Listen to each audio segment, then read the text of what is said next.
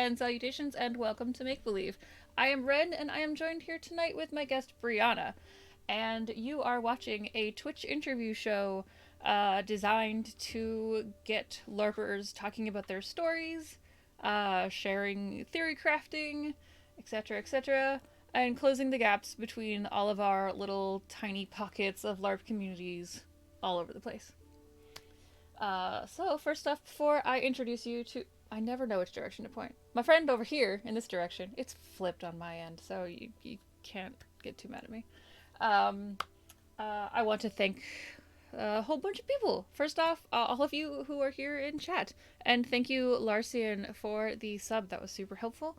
I saw that right as before I hit go live. Thank you, thank you, thank you. I want to thank my patrons who made all of this art and overlay and the transitional videos and everything possible. And I super want to thank my channel benefactor, Dice Bags by Sammi, who also made this really cool and it totally matches everything on the screen dice bag. If you ever need bags or anything like that, go to Sammi. Her links are down below. She's awesome. She's also my GM now for a Star Wars game. So that has been really fun. I'm a shooty little space alien.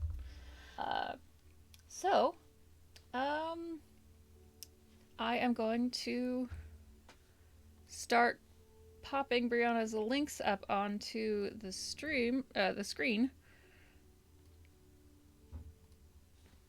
We have Briana here. Briana is on Facebook as Save the Knees, Twitter as Briana Earhart, and TikTok as the same. They are down below, and you can say hi. Hello, everyone. Thank you to all my friends who are here supporting me. I don't know if you can see the chat right now, but you have a message already. Hi, Bri. It's Kimber and Alyssa. Hello, friendos. All right. So I met Bri. Do you prefer Bri? Is that Bree, Briana, well, either one, it's fine. okay? I actually have a Bri on in a couple weeks, so different Bri. I met Briana at Armistice Arcane I was gonna say just last month, but it's no longer just last month. Time has no meaning. Gosh, that was January. That was the very beginning of the year. That was 3 months ago. Yep, I'm I'm good at this. Uh, we were playing a sort of Victorian-esque era, mysterious, magical horror in some elements, LARP in a fancy hotel in New Orleans. And that was pretty cool. But I don't know that much about Briana, so this is very exciting to get to know you. So I'm just gonna start with some sort of general icebreakery stuff. Right? Like how long have you been LARPing, and how did you get into it? Well, I started LARPing nearly 2 years ago now. It'll be 2 years in May. Um, and I actually started because a friend had been LARPing before, and she was telling me a bit about it and said that she was going to attend this game and that I should totally look into it, and even if it's just to read the story. And so over winter break of my senior year of college, I decided to read it, for fun. And then I looked into it and I'm like, oh no, I want to do this now. Should I do it? And I spent probably 2 months in turmoil about it before I said, okay, I'm gonna do it. You got to try things once. So yeah, that was Real Royalty 2018 by Hanging Lantern. Oh yeah, yeah. We had Annie on who had been at Real Royalty, but I don't know if it was that one. It was last year, so 2019. Oh, okay. Cool, cool. Um, and another thing that you had mentioned about your background was that you are also really into theater. Did you want to elaborate on that at all? Yeah, so I started in theater. I've been performing in some capacity since like 4 or 5 years old, like that. So it's like my lifeblood at this point. It's my career. Um, So I went to school for that, and that's where all of my background lies. And I was actually, funnily enough, really anxious about LARP, even though I've been doing theater for years, because I'm like, I don't know what to do. And then I realized it's just improv. Calm down. So yeah, so I do both performance, and also I am a costume designer and a seamstress. Awesome. Yeah, I and Briana was really creative and put some of the costumes behind her. I haven't seen anyone do that yet. I love Just that. That's great. I I love the marriage of LARP and theater. I so many of the LARPers I know do have a theater background, and once they were out of college, they didn't have that creative venue anymore, and now they run around in the woods or in fancy hotels. I was never cool enough to be a theater kid. I was really wanted to be one of the theater kids. You guys were. Oh, they're so cool. Oh, I'm just over here being a nerd. But so I'm glad I got to meet so many of you with LARPing. Listen, theater kids are the best. My youngest brother is a theater kid, so I will not disagree with that. He's a good kid. So yeah, so this is Briana. Brianna also told me some cool stuff before we got on about managing social medias for Quidditch, and I want to get into that. But first, I want to remind all of you that if you throw any bits at the channel, they all go to my guest. But also, I flashed underneath Brianna's name her Patreon and her Ko-fi, which are both Save the Knees. I'm going to plug that into chat right now. Uh, but if you want to thank her for her time coming onto this show, toss her coffee, support any of her other creative endeavors, that'd be super nice of you. Thank you. Especially because Brianna was all ready to do this last night, and I had a migraine, so I asked real nicely if we could just scooch it a day, and that was very appreciated. Fine, I just recorded TikToks instead.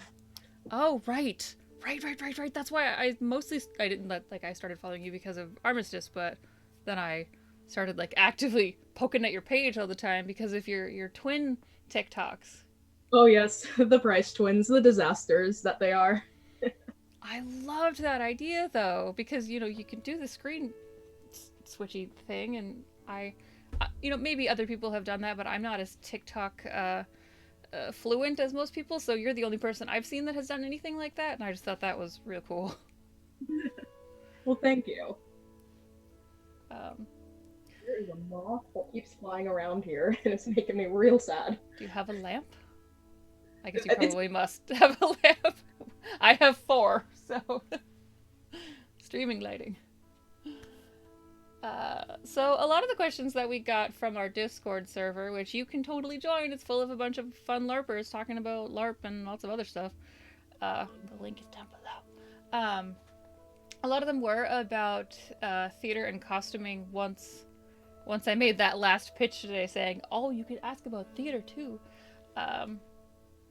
But I did get some sort of more general ones first. My friend Nick, who is in chat, who is one of the mods, who is Rugsrat in chat, asked some of our good sort of like general questions. So if you're ready, we can just start with the general explosion of questions.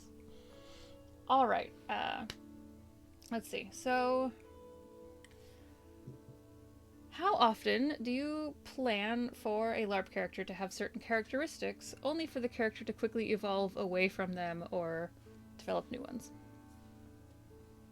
I don't know if I necessarily plan for them to have characteristics so much as they show up at my front door and say, we're moving in and this is who we are. But I do know sometimes I can talk about Last Velvet Noir, which is the game that I attend where I do play the Price twins. I will say the Last Velvet Noir I attended at the end of February.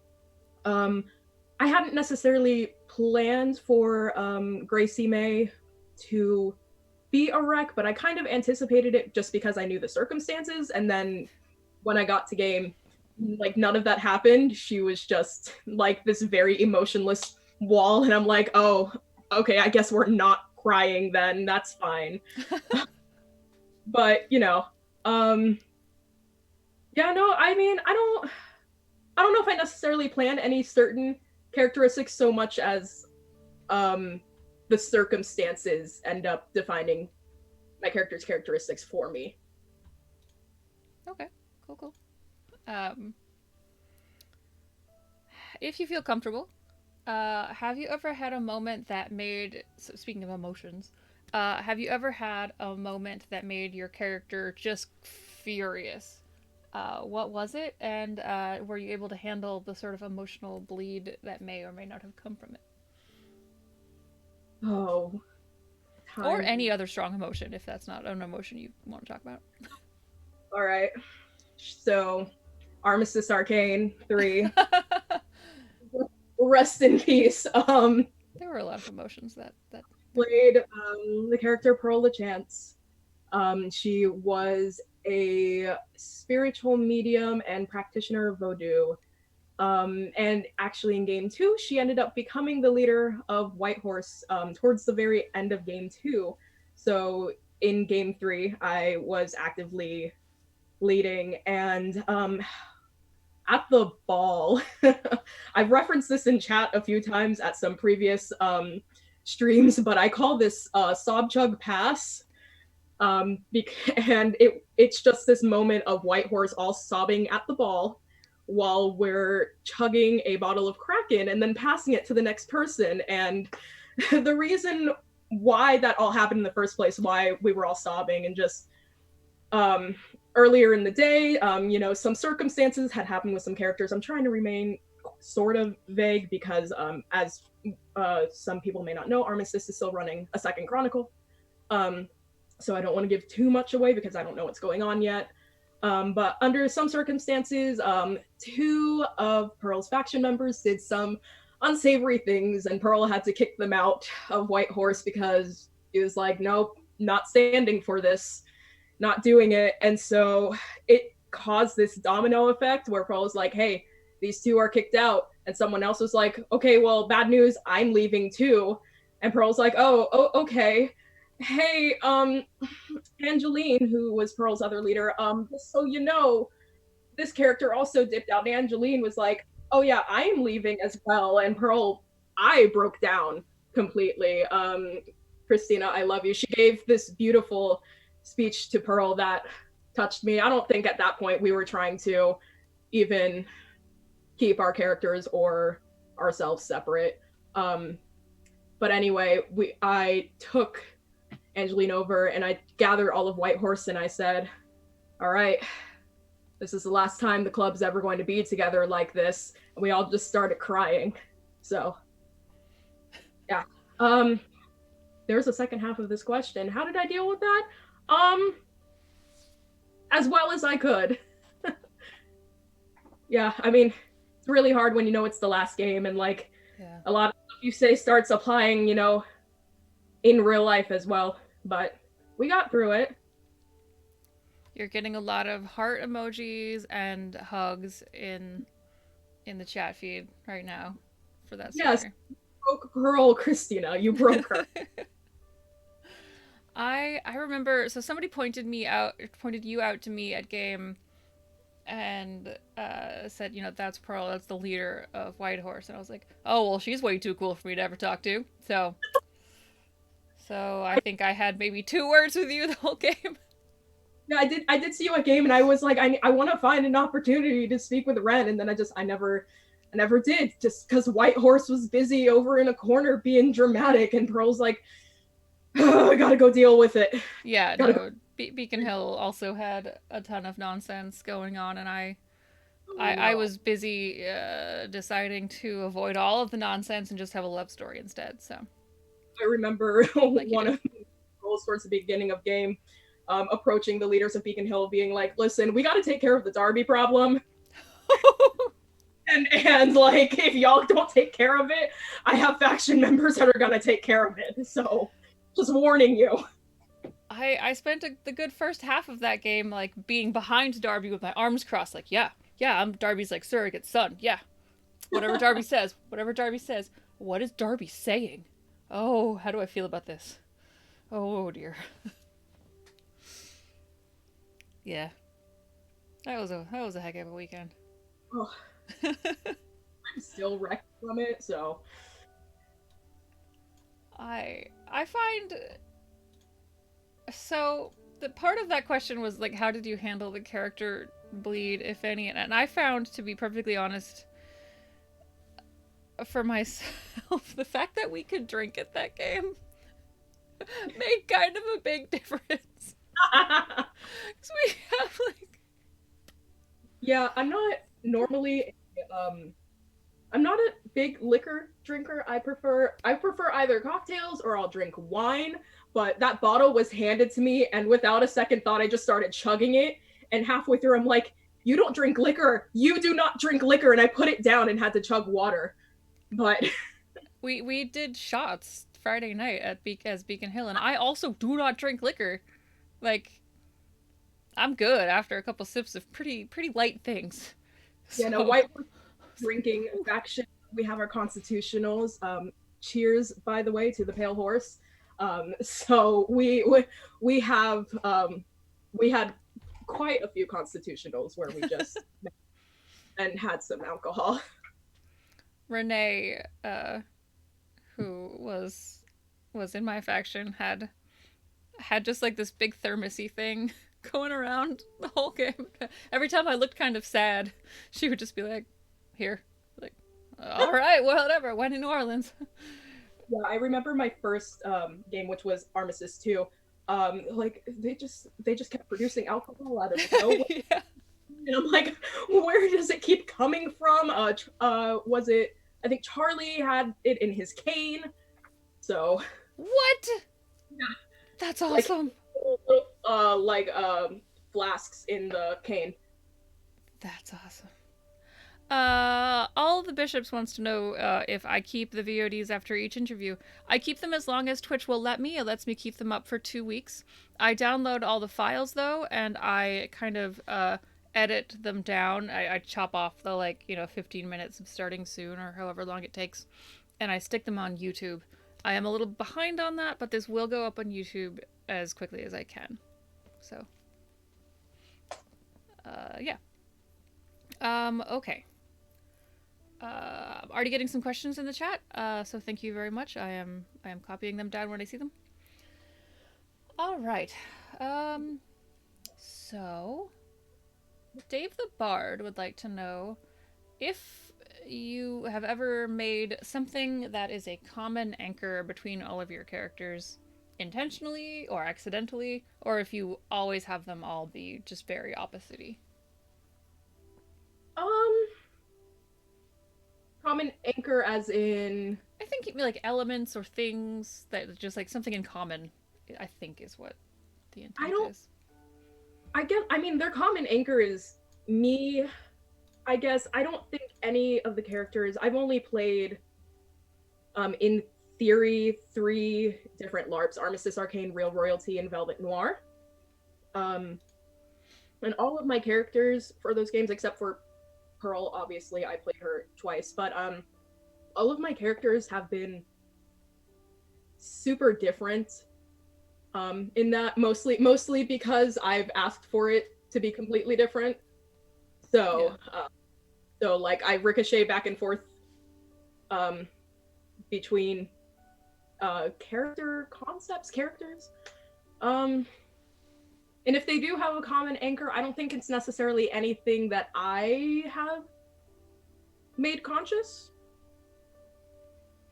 But I guess I am their common anchor. That's fair. I honestly almost didn't recognize you because Pearl had the very long dramatic wig, and then I saw your TikToks and I was like, wait, what?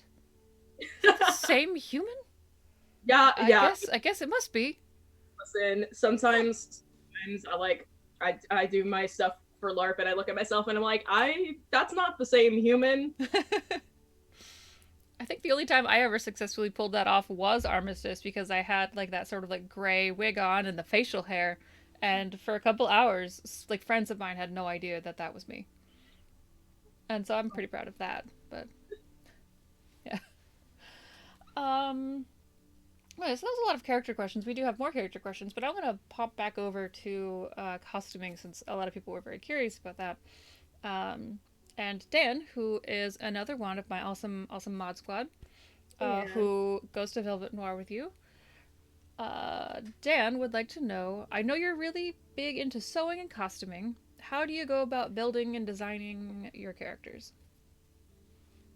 I think probably from costume wise. perspective, again, I mentioned before the characters kind of just show up at my front door and like move themselves in. And during that moth is gonna kill me. My mother's watching this right now, and if I kill the moth in any way, shape, or form, she would be very mad at me. I'm just stay there. Okay.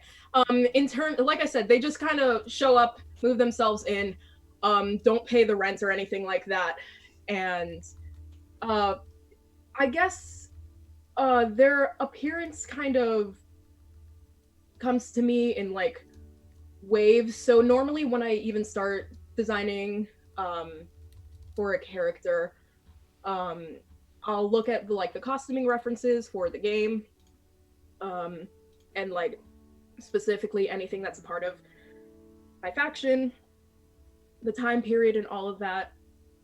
I'll go with an example because that's easier. So for Armistice Arcane, um, I'll don't talk about the dress yet. I'll talk about this dress right here.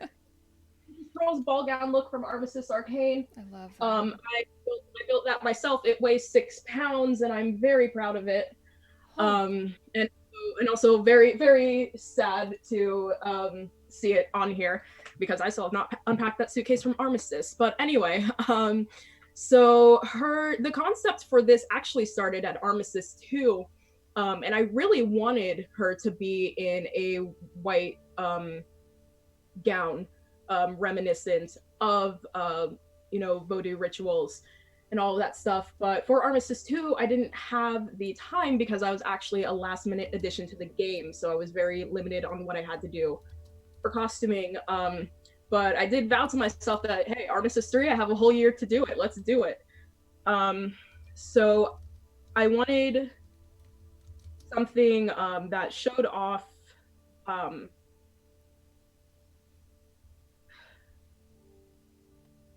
okay, so for characters that I get sheets for, this is heavily based off the character's personality. So like this is a very Pearl dress that none of my other characters would wear ever. I'm gonna have a hard time finding another reason to wear this dress because of it. And Pearl comes from a background of a very rich family in New Orleans and all that stuff. She's classy. She was raised, upper class and all of that stuff. So I have stuff that is reminiscent of that there. It's all white because I wanted to make that callback to the voodoo rituals. And I can't show the back because that would mean turning it around, which I can't do right now. But there's little character things on there. Actually, I have them right here. On the back of the dress, because I'm fancy and extra, there's a lapped zipper with a lapped zipper closure with a was it 51 of these tiny little skull buttons here. For aesthetic purposes only. The dress can close on its own with the zipper, but I wanted loops and button closures. So there's 51 of those on the back of the dress, but it's just like little personal touches like that. That's so cool. Did that answer the question for you? I love the question at some point. No moth rights. No.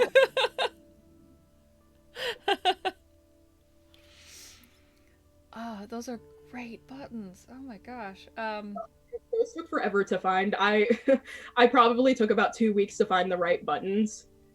And like that, I mean, actually, this will further answer the question. Like I will spend like however long it takes to find the right thing for the character, and I will look at something and be like, that's it, that's the character, or don't really like it for that character. And when I'm pulling outfits together, I will try stuff on, put it together, be like, this is missing or that's missing. And it's really a process. I can't really explain it. Like I don't know how to explain what really goes on in my head when I do that. It's just a feeling that I have when I'm like, yes, this feels perfectly right. That's good though. I think a lot of people all have different sort of answers for that. We've had very similar costuming questions come up on this, and everyone seems to have sort of different approaches to it. So, sort of another aspect of LARP that is kind of the point that I'm trying to drive home is that there are there are not a lot of ways to do. Well, no, there are a lot of ways to do LARP wrong. I'm about to say something dumb. Uh, but there's a lot of ways to go about getting the same thing done, Yeah. and there's not too many like right ways to figure out your costuming or your character or whatever. So people who are curious and thinking about LARPing and stuff, you don't have to do it any of the ways that we're all talking about. You can literally buy your stuff and like no one would care. We have a couple like more granular costuming questions. Florida Alley Cat, who is a flail cat on the chat, who is the one that said moth rights. Oh no, that was Fail Fleet. I thought I was gonna stop doing that backwards. Sorry. Listen. From a distance, it also looks the same. So like, I feel you on that. Florida Alley Cat, who did not say anything at all about moth rights, has a question about costuming. And this was sort of relevant to her experience because she does mermaid stuff. But she wants to know if you've ever had to build a costume specifically for an environment that includes swimming or water activities. Not yet. I await the day that happens. Though I didn't necessarily build one, but I do have some unedited video. Yes, Dan, yet. It's at Velvet Noir. I did related to Pearl stuff. I did do a video shoot that who knows if I'm going to release that at this point. But I did do one where I was down at the beach and diving in the water and stuff like that, in costume and in not the actual Pearl wig, but a very cheap $10 wig from a Halloween store. So that's the only thing I've done water-wise. I would love to do more. Allie and I talked about mermaids and stuff like that, and hopefully, once this pandemic dies down, I can go live my true life as a mermaid. I think a lot of us have merfolk aspirations. That looks like a real good time. Like the yet in all caps. Yes, Dan. You bring up moth rights at VN, I'm gonna go postal. Dan, you're wonderful. So Samantha, who is my aforementioned pal Sammi, who makes the dice bags and is awesome, has never LARPed, but I'm pretty sure I'm wearing her down. But she wrote a question that made me giggle. I think it probably will amuse you as well, and most of the other LARPers in the chat. It is, have you ever had to make a costume on a time crunch? And if so, how did you handle that? And I feel like arousing just laughter. I don't know that I've ever not had to make a costume on a time crunch for a LARP, but it's your question. So I do cosplay as well, and yes, I have most certainly done that on a time crunch. I've done plenty of things on a time crunch, not just cosplay, both in theater and in LARP. Last year for Florida SuperCon, I made a Katara cosplay. I had 3 days to do it. It was like my only 3-day break I had. And I did a quick mock-up, did the fabric, was still sewing aspects of that costume on the way there, and probably actually didn't finish it until Saturday into the con. So yeah, there was that. The Pearl ball gown back there actually ended up being more of a time crunch than I anticipated it to be. I started designing it in July of 2019. Didn't start building it until late August, early September. That's when I started doing mock-ups. I abandoned it probably for a month. There's a cape that I built as well that doesn't go with that outfit, but that I built for Armistice. So I abandoned both of those things for the longest time. And then realized in October, because I had anticipated like having 4 months to do this, realized in October, hey, you know that brand new shiny job you have that's going to eat up your entire November and December? Yeah, so that starts in 2 weeks. So I, finished the mock-ups, got a majority of the stuff done on it, except for like the buttons and like really tiny things that I was able to do. And most importantly, I remember going into work and I brought this dress with me. And on the bottom of the dress, it can't really be seen from here, but there are strings of beads all around this dress. Each Oh. brand is hand sewn onto the waistband of that dress. And I sat for an entire day at work doing that and ran out of beads. And it was probably maybe, I don't know, a week before game and was like, huh. So I found them on Amazon and ordered those real quick, and also ended up ordering more from where I originally had them from anyway. So time crunch, yeah, that's my eternal mood. I am not going to judge you for that. I was ironing on the little shiny crystals onto my character's vest 5 minutes before the ball. Yeah. So I was like, I know that my hotel room will have an iron. I can just skip this step right now. Um, let's see. So going back to Nick's questions, this is again about character stuff, and I paused this one for later because it's a little bit of a probably more lengthy response. What is a decision that you had to make in a game that dramatically impacted your character's story? So this is the story time question. Have your feelings. Decisions. I'm trying to think of like an in-game decision. So that rules out Coretta. That rules out Morgana. So Pearl, you're up again. Congrats. um because I mean Armistice was all about making decisions. That was just in the game. So what was the decision I made in game that impacted the rest of my game? Yeah, that's Was like that dramatically impacted the rest of your character's like storyline or plot arc, I guess. oh, um which one do I talk about? All right, I think the decision Friday night of game of Armistice 3 to like it was a split-minute decision too. It was probably the last 5 minutes of Friday night's game before we had game off. Like game off was called as this happened.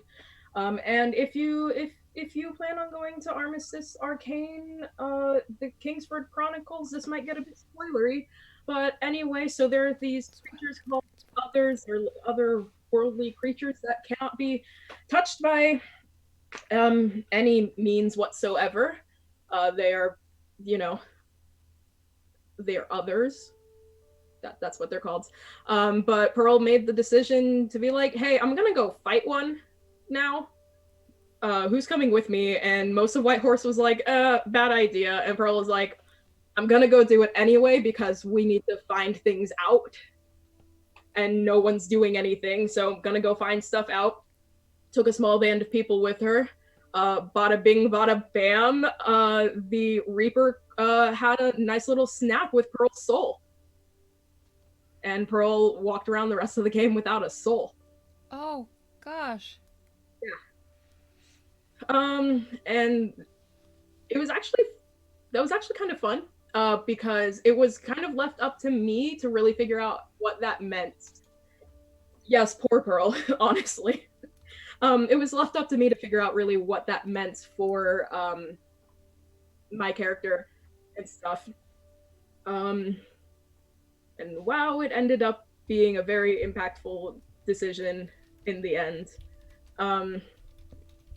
But I think from just a roleplay standpoint, like it led more people in her faction to undermine her and be like, well, your opinion doesn't matter. You don't have a soul. And also, what does your the end game decision, which I'm not going to say out loud because Kingsford. Yeah. What does the end game decision now mean to you? Because what's going to happen to you, and how are you alive right now? So, really had to make some like it really impacted the rest of just Pearl's game in general. Um, but then she realized, like, hey, I don't have a soul. I can't eat my soul twice. So one of her endgame resolves was to go continue fighting the Reaper. Yeah. That's good stuff. So while everyone is getting in some more questions on the chat, I guess now is the time that I'm going to put my own question in, which is I stopped you from continuing on the story about Quidditch before we went on because even though college Quidditch is an actual sport that people play, I feel like it is pretty LARP adjacent or make believe adjacent because it's coming from a make believe world and pulling it into our real one, and there are elements to it that are slightly fantastical ish. I want to know more about it. This is self serving. I just want to know more about it. So Quidditch, I can talk about this for days.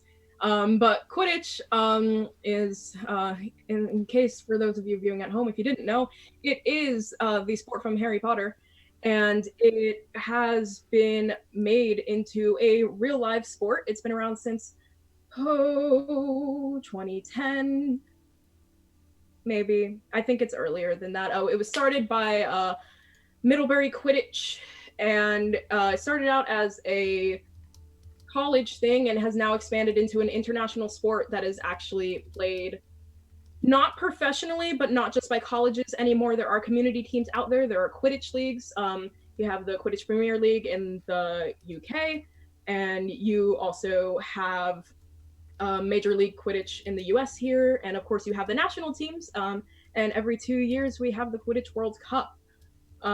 So, oh, hello, Carrie. Carrie and I used to work together doing Quidditch stuff. And yeah, I can talk about Quidditch for days.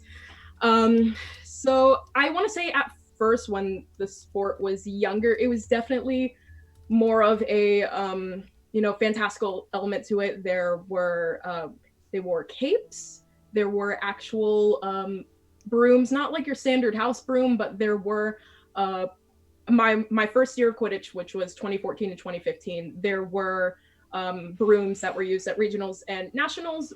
We have since done away with those to a more standard sort of PVC pipe-like instrument that acts as the broom. And now the sport itself, it's still a lot of fun. I still played it for fun, but there's a lot more of I would say spectatorship and athleticism to the sport now. Like I said, we have Major League Quidditch, the Quidditch Premier League, all the national teams for World Cup, and what was I going to say? The sport is a mix of like basketball, rugby, soccer, and it's a full contact co-ed sport. You can tackle people and everything like that. Yeah, I played a beater, so I got to throw dodgeballs at people, and that was a lot of fun. It made me really happy. Like whenever I was having a bad day and was like, nah, I don't want to go to Quidditch, I was like, but I can throw dodgeballs at people's face. So, yeah. But I played a beater. I was mostly like a bench warmer my first 2 years, but I once I was given some playing time, I actually ended up playing a lot as like a second string sub for our main female beater. So it's a lot of fun. There's just an element to it that I really enjoy. And I don't enjoy sports. Like, I was a theater kid. Don't like sports, and I don't understand most of them, but like Quidditch makes sense to me.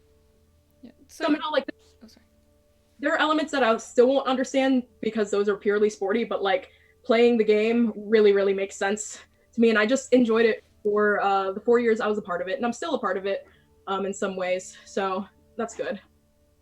That's really cool.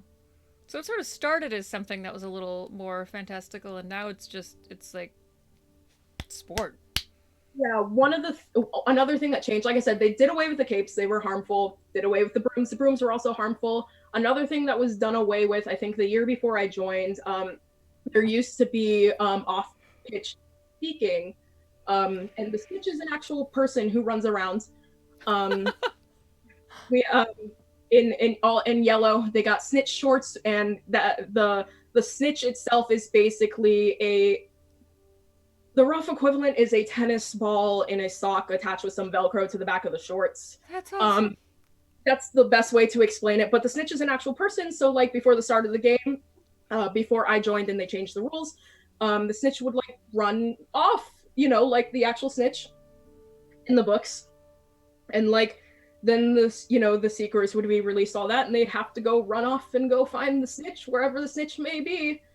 Um, Yeah, that was one of the things that really changed the game a lot. The year I joined, they moved to on pitch seeking, so the snitch had to stay within the pitch. So that really changed how the game was actually played. That's cool. I can imagine that being able to go wherever the snitch wanted to go would probably be a little chaotic. Yeah, I mean, listen, the snitches can still be chaotic. They're a lot of fun. I had a lot of fun snitches that I got to hang around. Cool. Well, does any of this ever get recorded or like filmed? Um, yes. If you go to Carrie, who's in the chat as Celestina Kitty, can tell you a bit more about that. But I know you can go to U.S. Quidditch. I know Major League Quidditch has actually been on television a few times. You can go to U.S. Quidditch, the International Quidditch Association. There are games that are live streamed on there, especially when it comes to World Cup and like all the national games and stuff like that. So there is evidence of it out there. I'm gonna move that cord before I trip over it. So yeah, okay. So we'll pivot back to LARPing. Though that's really cool. I like that a lot. And I'm pulling some older questions now, not older questions, but questions like from further up in the Discord that were more general questions that I thought I would stick in here just because we didn't approach any of this sort of thing. So a question that I got from my friend Monica, who runs a lot of LARPs in my area, wants to know, what do you look for when you're choosing to go to a LARP? If it's rules, the aesthetics, the safety policies, if you have friends that are all going along too, what are your sort of parameters that you poke at first? First and foremost, I usually hear about LARPs through word of mouth from my friends. So the important thing is always, do I have friends going? And if so, how many friends are planning on signing up and going? Because I don't like going to things alone. That gives me a lot of anxiety that I don't need. If I do have friends going, I also check out the website and stuff and see, I want to check their safety policies. Do they have dedicated emotional staff? Like, what are their like boundary setting signals and all of that stuff? And then I will look into the genre. Is it a genre I actually enjoy? There, and then from there, I see if the story interests me at all. And another thing I check for is like, how accessible is it to me in general? Like, is it how far is it? Is it camping? Is it in a hotel? How much does it cost? All that stuff. So Jordana Mossbatcher asked some time ago, if there is, or what is a setting or genre that you haven't seen exist as a LARP yet and would want to play, or if you've seen it exist but you just haven't been able to play it like in your area yet. So it's a genre that exists, but I don't think the concept of the game itself actually exists. I want to see a wizard school LARP. However, I don't want to go to class. I don't want it to be revolved around classes or going to class in any way, shape, or form. I just I don't want to do that. I just want to do wizardy things, but not in a school setting. Yeah, I feel that. Yep, I feel that pretty hard. As many people in the chat know. I heard all about that stuff. I uh, just I like sitting just in the corner, watching, sipping, looking at all the drama. yeah, Moss Badger says, "Lol, the professor trauma is real." Heart your face, Jordana. Trauma bonding for life. So I've decided to start going back to a question that we asked in the first couple of episodes that I just really loved, and I stopped asking for a bit, and I don't know why. Um, and the question is, and I know that you are a little familiar with fifth ed D&D, but I can elaborate. The question is, you are able to cast Sending and give past you one message right before they walk into their first LARP. What is it? And to clarify for anyone who doesn't know what Sending is, has to be like 25 words or less. Quick little message. All right. Before my first LARP, I'll be don't pack that much. Okay, that's four. And don't worry, you're going to have a lot of fun. Okay, that was 14. Good. Whenever I cast Sending at D&D, I always have to do so. Yes. um, I forgot to ask you one of my preparatory questions, which was, do you have any D20s on hand? I do. I have to quickly go down that hallway and grab it, but I Yeah, do yeah, have go, one. go right ahead. I'm gonna get my tomb list up, and I'm gonna explain to everyone what tomb is. So we have a segment of this show which I affectionately call Tomb, and I think most everyone else just kind of rolls their eyes at me and lets me have my thing. All right. So what we do is we ask our wonderful guest to pick a character that they feel like embodying for a few minutes. All right, I will at the end. That's bonus content. Uh, pick a character that you feel like embodying their personality or accent or whatever of for a few minutes. We're gonna roll a die, and they are going to encounter one of our previously uh, generated scenarios. So this is what we call Tomb. Do you know what character you feel like playing for the next couple minutes? You know what? We'll take Coretta here, in the yellow dress into the tomb. She was my first LARP character, so we'll take her. You want to give us a little bit more background on her? Yeah, so Coretta was a character from Hanging Lantern's Real Royalty 1. She was a part of the Kingdom of Petals, which was the Beauty and the Beast kingdom. Her Disney equivalent is Chip.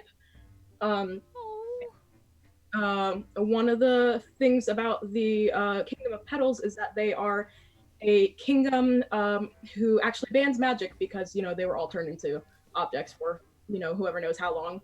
And the wonderful thing about Coretta is that whoops, she has magic. Oh no. So yeah, she spends a lot of game hiding that. But she came into her own and stuff, and she's great. Cool, cool. I love that. I need to hear more real royalty stories because that just sounds great. Um, so, Coretta, you are exploring a vast network of caverns and tombs for dot dot dot reasons. You turn a corner and suddenly roll your d20.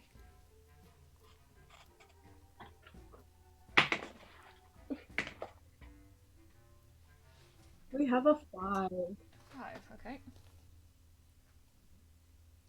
Oh, okay. I'm not quite certain how to effectively RP this one, but okay. All right. You turn a corner and suddenly you are, oh gosh, met by a purple cat in a tree. Why is there a tree in this cavern? Don't ask questions. It's fine. Who are you? Are you mad? He turns upside down and stares at you. What do you say or do? Hi, my name's Coretta. I don't think I'm mad. I think I'm pretty happy right now. But you're a very interesting colored cat. I've never seen a cat quite colored like you before. And you're like the color of my unicorn here, sod poodle. This one right here, you see. And yeah, hi. Hello. Which way are you going? Well, I was going this way, but I think I've gotten myself a little bit lost now, and I know my mom said not to wander off, but I like exploring too much. Which way is Sod Poodle going? Let me ask Sod Poodle. Sod Poodle, which way do we?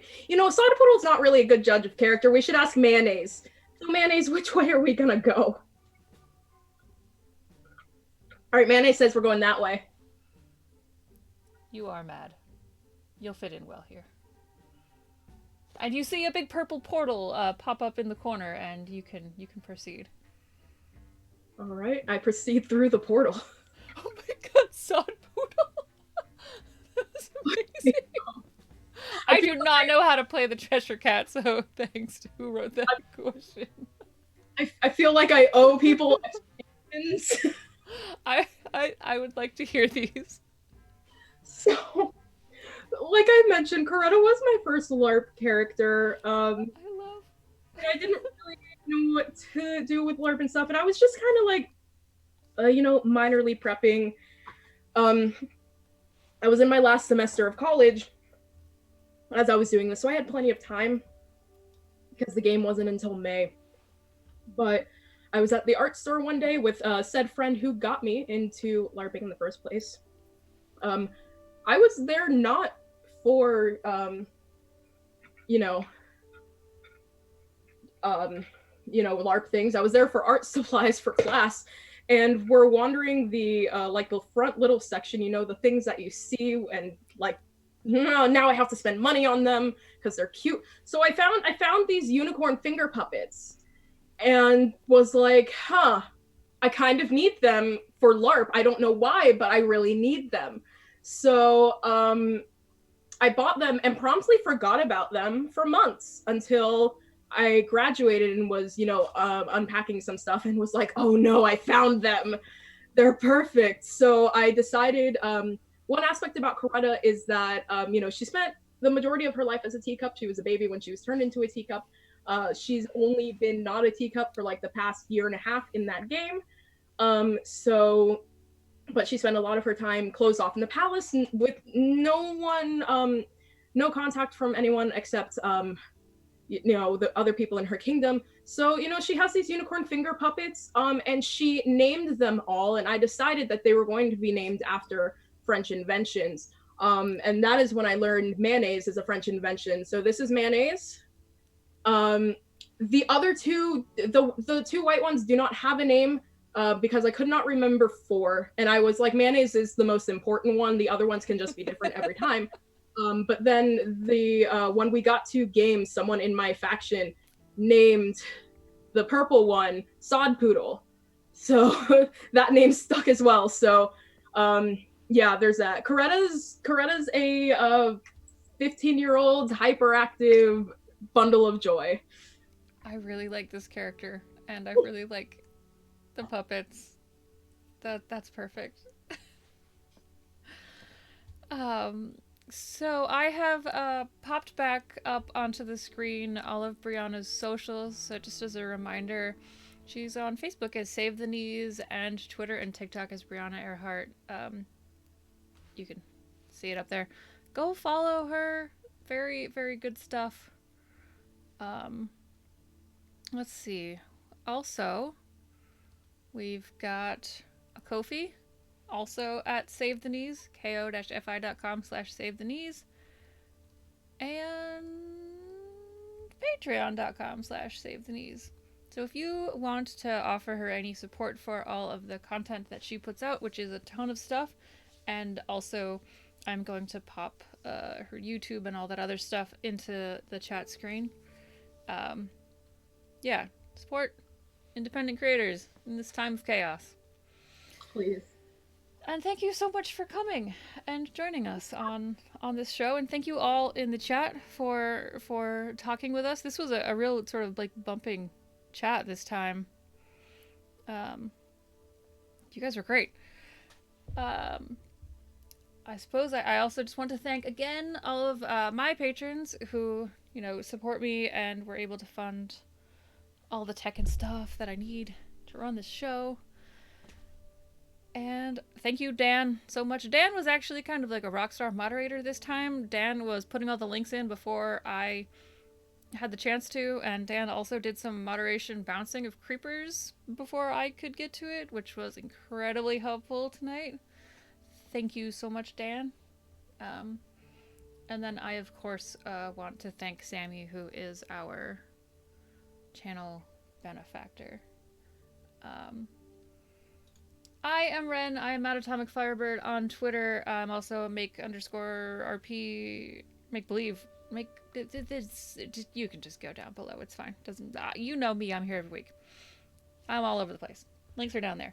Come join us in the Discord if you feel like chatting with us about LARPs and about tabletop role playing games, or further interview guests, getting in questions beforehand, etc., etc. And I guess I will sign off with my usual cheesy thing. Remember, you are never ever too old for make-believe.